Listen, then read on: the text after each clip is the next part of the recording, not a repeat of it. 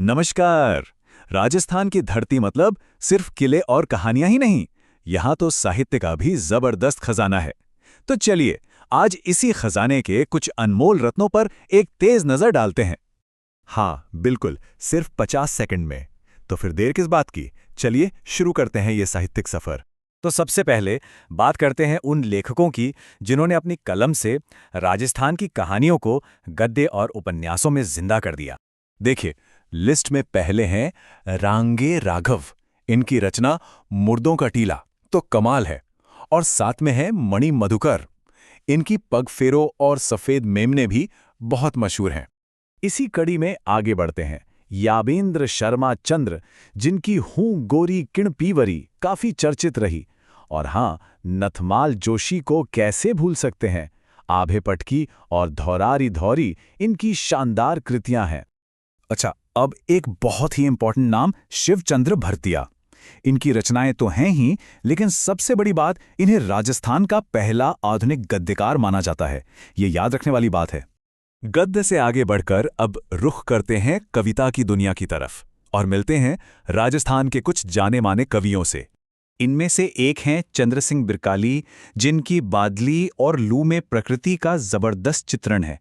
और फिर आते हैं बांकीदास, जो अपने वीर रस से भरी सूर छत्तीसी और दातार बावनी के लिए जाने जाते हैं। जानते हैं, बांकीदास की कलम में सिर्फ वीर रस ही नहीं था, क्रांति की आग भी थी। और उनकी ये एक लाइन तो अमर हो गई, आयो अंग्रेज मुल्क रे ऊपर।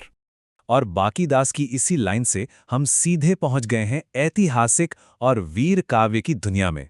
यहां सबसे पहले जिक्र आता है कल्हण की राज तरंगिणी का, जो संस्कृत में कश्मीर का पूरा इतिहास बताती है।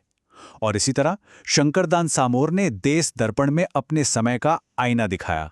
पता है, शंकरदान सामोर ने ही अंग्रेजों के लिए कहा था, मुल्क रा मीठा ठग। क्या बात है।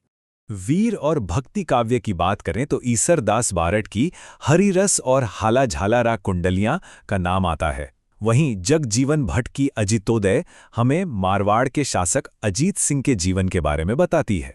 तो चलिए इतिहास से निकलकर अब आते हैं आधुनिक काल में और देखते हैं इस दौर के बड़े साहित्यकारों को।